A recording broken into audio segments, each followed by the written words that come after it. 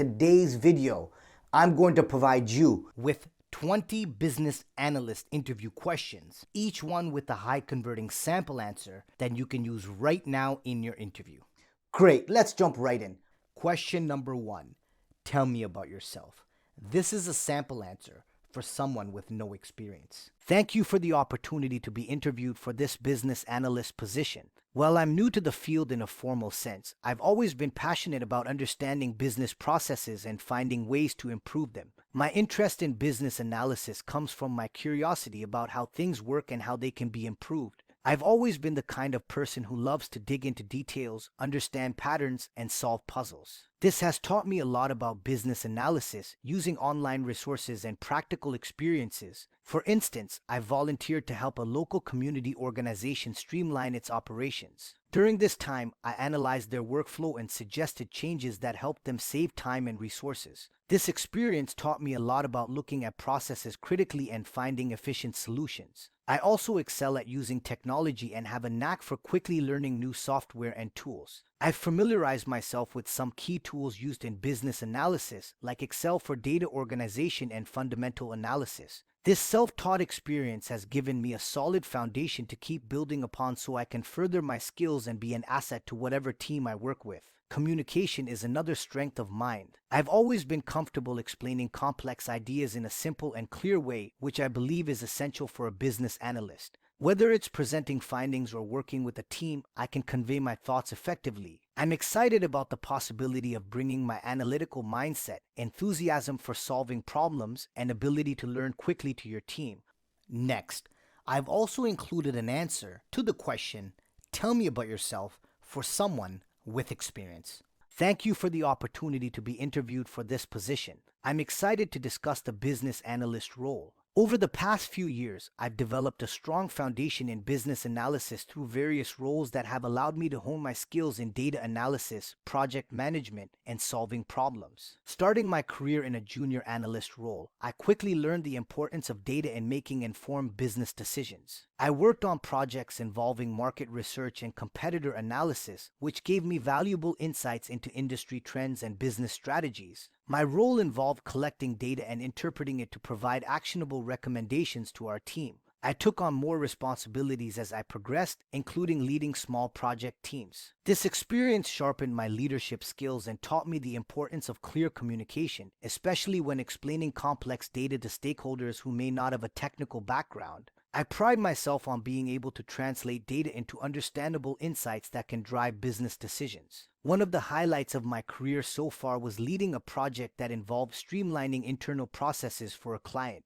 By analyzing their existing workflows and identifying bottlenecks, we implemented changes that led to a 25% increase in efficiency. This project was a great example of how thoughtful analysis and strategic changes can significantly impact a business's performance. In my roles, I've also become proficient in various analytical tools like SQL, Excel, and Tableau. These tools have been essential in my ability to effectively analyze data and present it in a meaningful way. I am excited about bringing my experience and skills to your team and contributing to your company's success.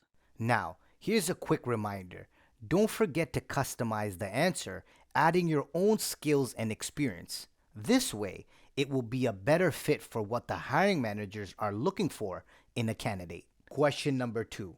What is your greatest strength? My greatest strength, I believe, is my ability to effectively analyze complex data and translate it into actionable insights. This skill has been crucial in my previous job roles and has continuously developed throughout my career. In my experience, the ability to not only understand large and complex sets of data but also to be able to clearly communicate the story behind the numbers is key. For instance, in my previous role, I was often tasked with analyzing customer behavior and market trends. I used various analytical tools to analyze the data and uncover underlying patterns. But more importantly, I could present these findings in an understandable and useful way for my team and stakeholders, leading to informed decision-making. This strength has helped me in various aspects of my role, from identifying efficiencies in business processes to helping shape strategic decisions. It's not just about having technical skills in data analysis, but also seeing the bigger picture and understanding how these insights can impact the business as a whole. I'm always eager to learn and improve. Whether it's staying updated with the latest analytical tools and techniques or understanding new industry trends, I continuously seek ways to enhance my skills and bring the best value to my team and the company. Question number 3. What is your greatest weakness? One area I've identified as a weakness and am actively working on is my initial hesitation with public speaking and presentations. As a business analyst, I know how crucial it is to present findings and insights clearly and confidently to stakeholders and team members. I found myself a bit nervous in the past, especially when addressing larger groups or high-stakes meetings. However, I've taken proactive steps to improve on this weakness. I started by volunteering for more presentation opportunities, no matter the scale, to get more comfortable with public speaking. Additionally, I joined a local Toastmasters club, which has been tremendously helpful in providing a supportive environment to practice and receive constructive feedback. I've also been dedicating time to improving my presentation skills, focusing on the content and how to deliver it effectively. This includes working on my pacing, clarity, and engaging the audience. I've found that preparation is key, so I spend ample time rehearsing my presentations, anticipating potential questions, and familiarizing myself with my audience. This approach has already shown results. I'm becoming more comfortable and confident in speaking settings, and I've received positive feedback from colleagues and managers on my improved presentation skills. I believe this is an ongoing journey, and I'm committed to continuing my growth in this area. This process has been about overcoming a weakness and embracing an essential skill for my professional development as a business analyst. Question number 4. How would you handle a challenging client? If faced with a challenging client, my approach would be centered on patience, understanding, and clear communication. Every client is unique, and their challenges often stem from specific concerns or needs that may not be immediately apparent. I believe in the importance of active listening. I would take the time to hear what the client is saying, more importantly, understand what they might not be explicitly expressing. This helps identify the root cause of their concerns, whether it's about the project timeline, the specifics of the data analysis, or perhaps misunderstandings about the project scope. I'd ensure clear and consistent communication. Keeping the client informed about progress and setbacks is crucial, ensuring they understand each step of the analysis and how it aligns with their objectives. I would also make sure to explain technical aspects in non-technical language to avoid any confusion. Building trust is also key because demonstrating reliability through meeting deadlines, providing accurate information, and being responsive go a long way in establishing a positive relationship. If mistakes happen, I believe in owning up to them and presenting a plan for rectifying them. Additionally, I would seek to involve them in the process. Engaging the client in discussions, asking for their input, and showing that their opinion is valued can turn a challenging situation into a collaborative and productive one. Finally, I would stay calm and professional if conflicts arise, focusing on finding solutions rather than dwelling on problems. Sometimes, if the situation calls for it, involving a manager or a mediator can also be beneficial to facilitate communication and find a middle ground. In my experience, challenging clients often offer valuable learning experiences and opportunities to improve both the project and my own skills as a business analyst. Question number 5. How do you persuade a client to follow your business advice? Persuading a client to follow my business advice involves a combination of building trust, clear communication, and demonstrating the value of my recommendations with evidence. The key is understanding the client's perspective and aligning my advice with their goals and concerns. First, I invest time in building a strong relationship with the client. This means understanding their business, their industry, and their specific challenges. By showing that I deeply understand their context, I establish myself as a credible advisor. I also communicate my ideas clearly and concisely, avoiding jargon that might create barriers. It's important to articulate not just the what of my advice, but the why and how. I strive to explain the reasoning behind my recommendations and how they will directly benefit the client's business. I also back up my advice with data and evidence. This might involve presenting case studies, return on investment calculations, or risk assessments. I find that clients are more likely to be persuaded when they can see concrete evidence of the potential outcomes and understand the rationale behind my suggestions. Another tactic I use is to involve the client in the process of solving problems. Instead of presenting a solution, I engage them in workshops or brainstorming sessions. This collaborative approach helps the client feel ownership over the solution and more inclined to embrace it. Finally, I'm always open to feedback and willing to adjust my recommendations. I understand that persuasion is not about pushing my agenda but finding the best solution with the client. By showing flexibility and a willingness to incorporate their feedback, I build trust and a stronger partnership. Over the years, this approach has helped me successfully persuade clients in my previous roles, leading to effective solutions and long-term relationships. Question number 6. Why should we hire you? You should consider hiring me for several key reasons that align with the needs of a business analyst in your team. First, my ability to blend analytical skills with creative problem solving is something that sets me apart. In my previous roles, I have been diligent in analyzing data and trends and demonstrated a knack for thinking outside the box. This combination has enabled me to develop innovative solutions to complex problems, which I understand is crucial in this role. I also possess a strong mix of technical skills and business acumen. I am proficient with analytical tools like SQL and Tableau, which are essential for data analysis. More importantly, I understand how to leverage these tools to drive business decisions. My experience has taught me to focus on the what of the data and the why and the how it can be used to benefit the business. Another reason is my track record in collaborative teamwork and effective communications. I've consistently demonstrated my ability to work well with diverse teams and communicate complex data insights clearly to various stakeholders. This is critical in ensuring that data-driven strategies are effectively implemented and understood across the organization. Finally, I am passionate about continuous learning and staying ahead of industry trends. This field is ever evolving, and my commitment to keeping my skills and knowledge up to date means I can bring the latest and most effective practices to your team. Now, before we continue, check out these awesome videos. I have posted the links to them in the description below. Also, don't forget to like and subscribe to my channel for more great videos posted every single week. Question number 7. What do you consider the most crucial part of analytical reporting? I believe the most crucial part of analytical reporting is not just the accuracy of the data, but the ability to tell a compelling story with that data. It's about transforming numbers and statistics into insights that are both understandable and actionable for decision makers. While accuracy and thorough data analysis are foundational, the true value of a business analyst's work often lies in interpreting this data and presenting it in a way that resonates with the audience. This means understanding the context of the business problem, the needs of the stakeholders, and the implications of the data. It's about asking, what does this data mean for our business? And how can we use this information to make informed decisions? For example, in a previous project, I had to report on customer behavior trends. Instead of just presenting the raw data, I focused on highlighting how changes in customer preferences impacted our sales and what strategic adjustments could be made. This approach helped the management team to not only grasp the significance of the data but also to visualize a clear path for action. I believe the most effective analytical reporting is also concise and prioritizes key findings. It's easy to get lost in the sea of data, but a good analyst knows how to distill vast amounts of information into digestible, focused insights. The ability to anticipate and answer potential questions within the report itself makes it more robust. It shows foresight and a deep understanding of the subject matter, making the report not just a presentation of facts, but a comprehensive analysis tool. Question number 8. What are the essential tools for business analysts?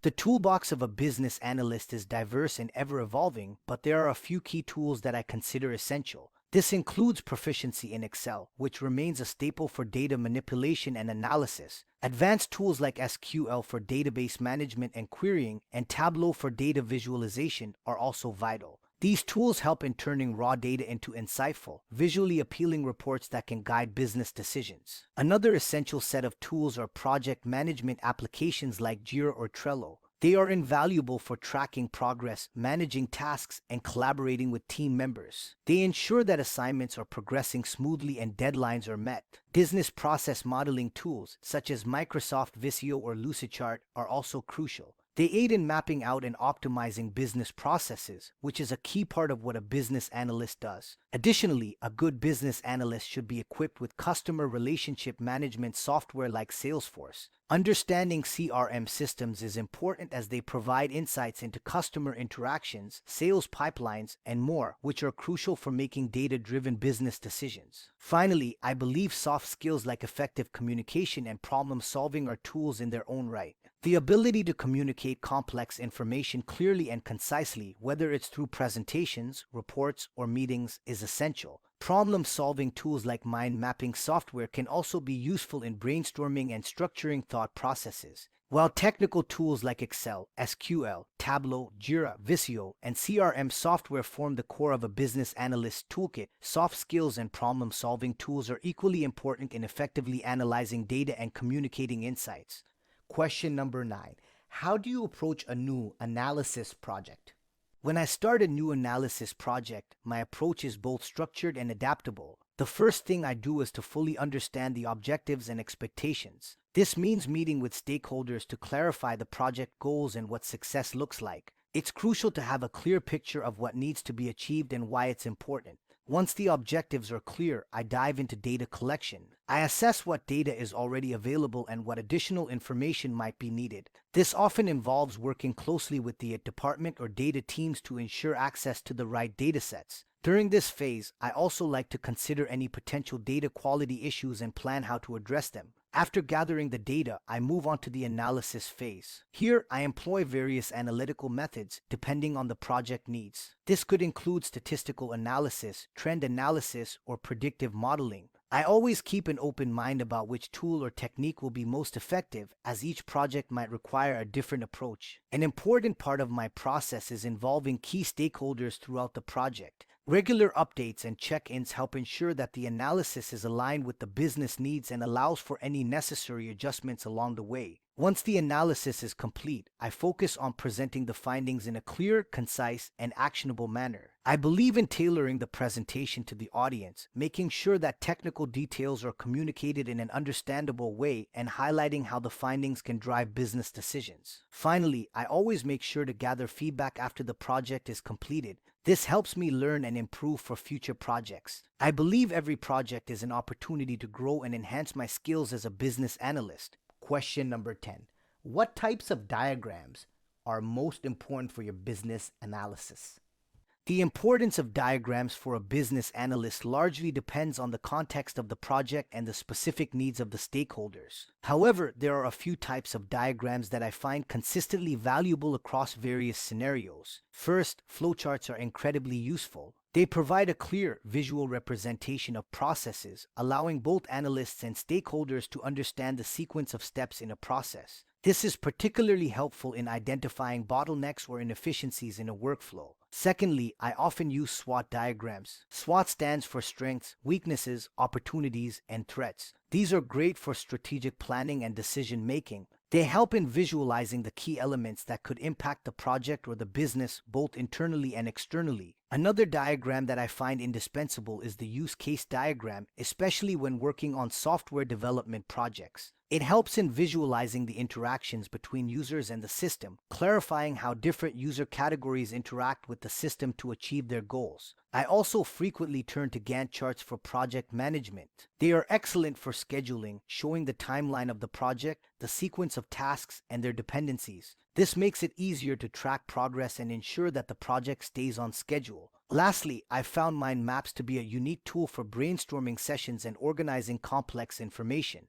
They are great for capturing thoughts and ideas in a non-linear format, which can be especially helpful in the early stages of a project. Each of these diagrams serves a distinct purpose, and the key is to choose the right one based on the specific requirements of the project. In my experience, the ability to effectively use a variety of diagrams is a valuable skill for any business analyst, as it enhances clarity and facilitates better communication with the team and stakeholders.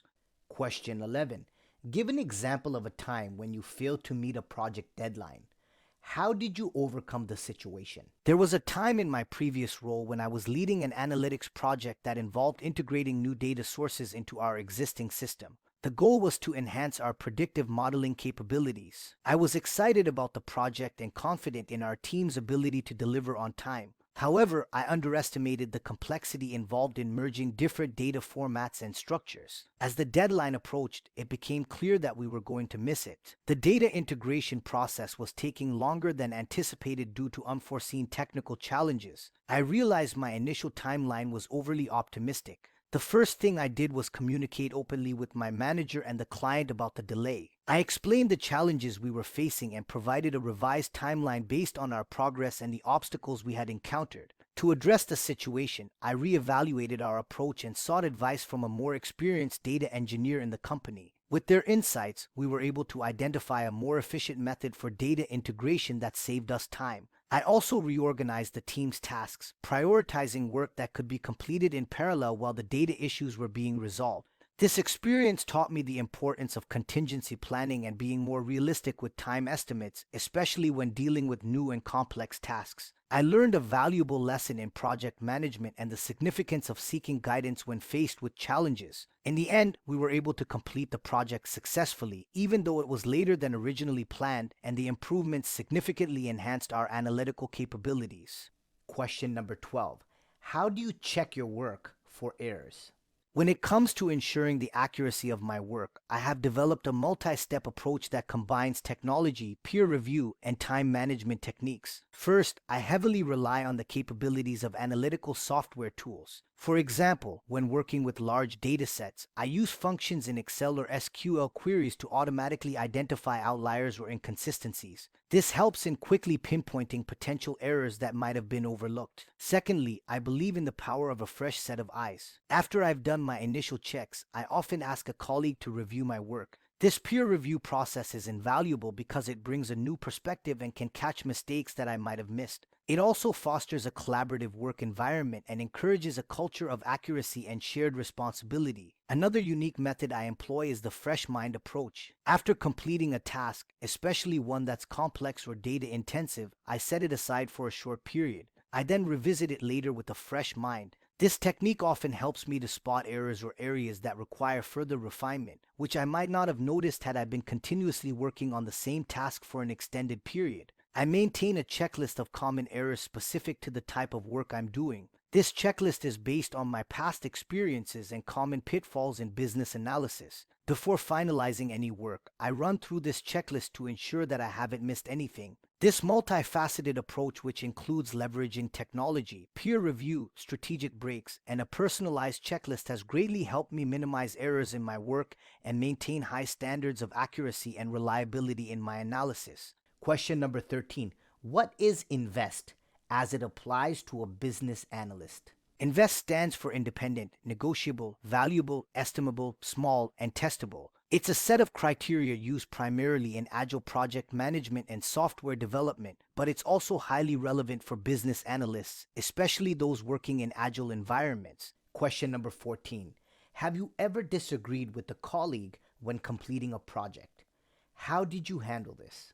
I have experienced a disagreement with a colleague during a project in the past. It was related to the approach we should take in analyzing a set of complex customer data for a market trend analysis. My colleague believed in using a traditional linear analysis method, while I was advocating for a more contemporary, machine learning-based approach, which I believed would yield deeper insights. I handled this situation by first ensuring we both had a chance to go through our viewpoints. I organized a meeting where we each explained our proposed methods, outlining the potential benefits and drawbacks. It was important for me to listen actively to my colleague's perspective, as I believe that every disagreement is an opportunity to learn something new. After presenting our sides, we realized that while we had different approaches, our end goal was the same. To resolve the conflict, I suggested a compromise. We could conduct a preliminary analysis using both methods on a smaller data set. This would allow us to directly compare the results and make an informed decision on which method to use for the larger project. This approach worked very well because it turned out that a combination of both methods provided the most comprehensive insights. This experience taught me the value of collaboration and combining strengths. It also reinforced the importance of keeping an open mind and being willing to experiment with new approaches. In the end, not only did this experience strengthen our working relationship, but it also led to a more effective solution for the project.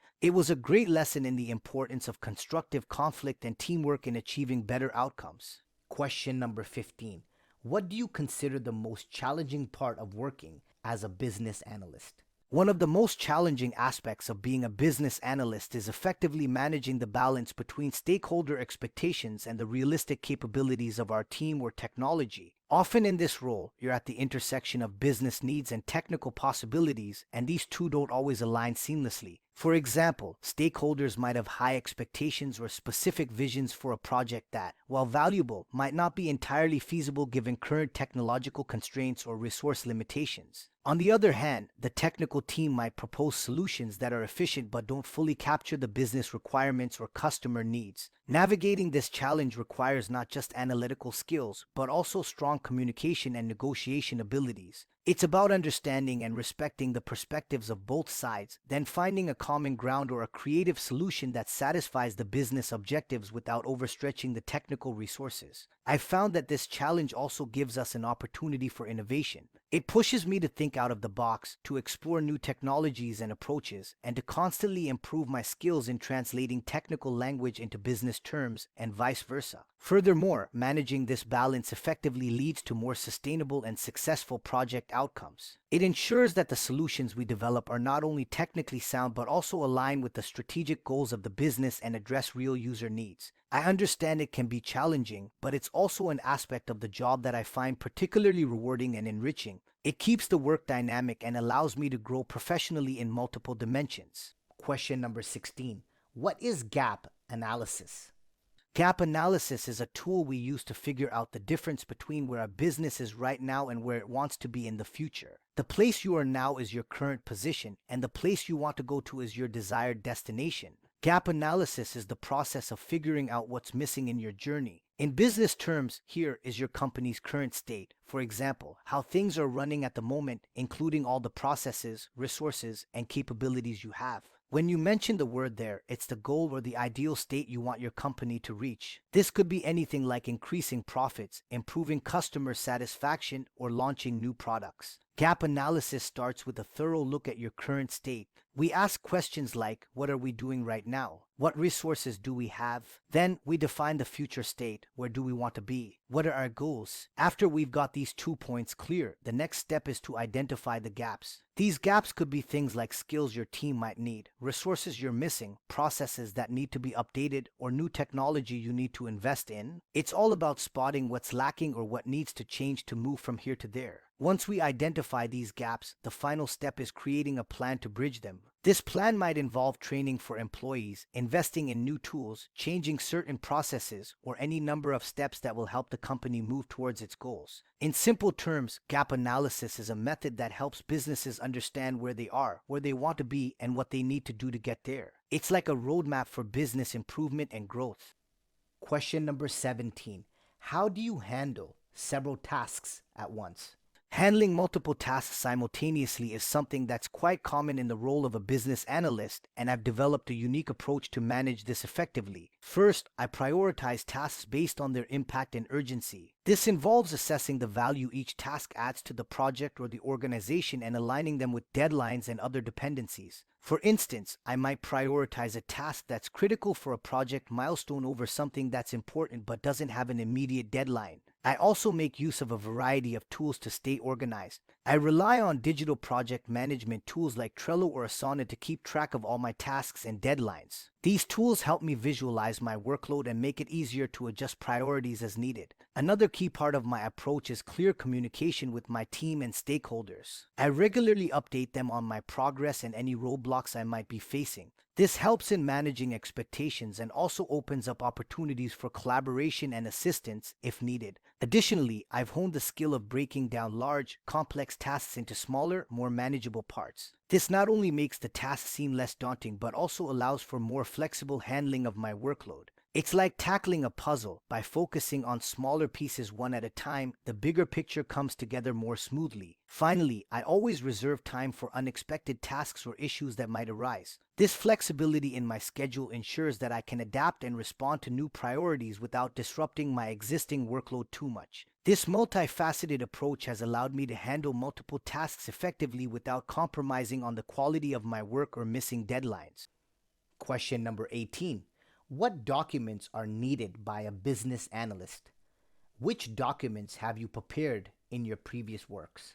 As a business analyst, the documents I work with are crucial for capturing requirements, detailing processes, and communicating findings to stakeholders. The key documents typically include business requirements documents, functional requirements documents, user stories, use case diagrams, and process flow diagrams. In my previous roles, I've had extensive experience preparing several of these documents. For instance, I often created business requirements documents to capture the needs and expectations of the business stakeholders. This involved conducting thorough interviews and workshops to gather all necessary inputs. I ensured that these documents were clear, concise, and aligned with the business objectives. Another type of document I frequently worked on was the functional requirements document. I focused on translating the business needs into detailed functional specifications that the technical team could implement. This required a deep understanding of both the business side and the technical capabilities, ensuring that the requirements were feasible and well articulated. I also found user stories to be particularly effective, especially when working on projects that followed agile methodologies. Creating these concise descriptions of a software feature from an end-user perspective helped in maintaining a clear focus on user needs throughout the development process. I have also developed numerous process flow diagrams. These diagrams were instrumental in visualizing the current and future state of business processes, identifying bottlenecks, and proposing improvements. My experience with these documents has been diverse and has played a pivotal role in ensuring the successful communication and implementation of business requirements. Each document serves a unique purpose and contributes significantly to the clarity and effectiveness of the project. Question number 19. Can you name the various steps of business development?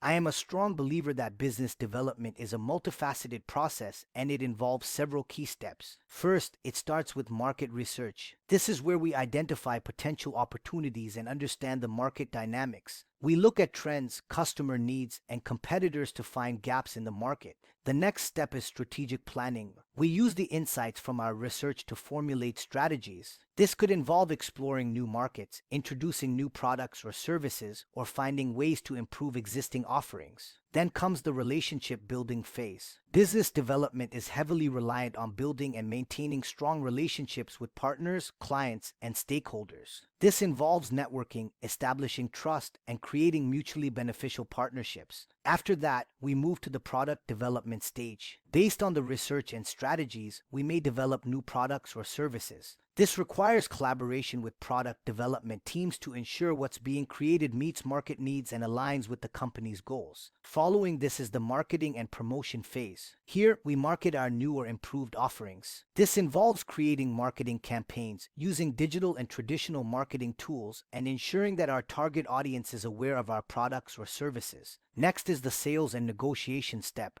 This is where deals are made. It involves presenting our offerings to potential clients or partners, negotiating terms, and closing sales. Finally, we have the feedback and optimization stage. After the product or service is in the market, we gather feedback from customers and clients. This feedback is crucial for ongoing improvement and future business development efforts. In each of these steps, as a business analyst, my role would be to provide data-driven insights, help in strategy formulation, ensure alignment with business objectives, and continuously monitor and analyze the outcomes to guide future decisions. And finally, question number 20. Do you have any questions for us? Here are some great questions you can ask the hiring manager at the end of your interview. Question number 1. Can you describe the typical day-to-day responsibilities for the business analyst role in your team? Now, this question shows you're interested in understanding the specifics of the role and how you'll fit into the team's daily operations. Question number 2. How does the company approach professional development and training for business analysts? Asking about professional development opportunities indicates your desire to grow and improve in your role, which is a positive trait. Question number 3. What are the biggest challenges currently facing your team, and how could a business analyst help address these? This question demonstrates your eagerness to understand the team's challenges and how you can contribute to solving them. Question number 4. Could you tell me more about the team I would be working with and how the business analyst role interacts with other departments? This indicates your interest in teamwork and understanding the broader company context in which you'd be working. And finally, question number 5. What are the next steps in the interview process? This is a practical question that shows you're keen on moving forward and helps set your expectations about the timeline and any further steps. If you want to learn more on how to land jobs and reach your career goals, don't forget to hit that subscribe and bell notification button to get new videos every single week. Also, don't forget to hit that like button because that motivates me to keep doing what I do. Stay safe, keep smiling, and good luck.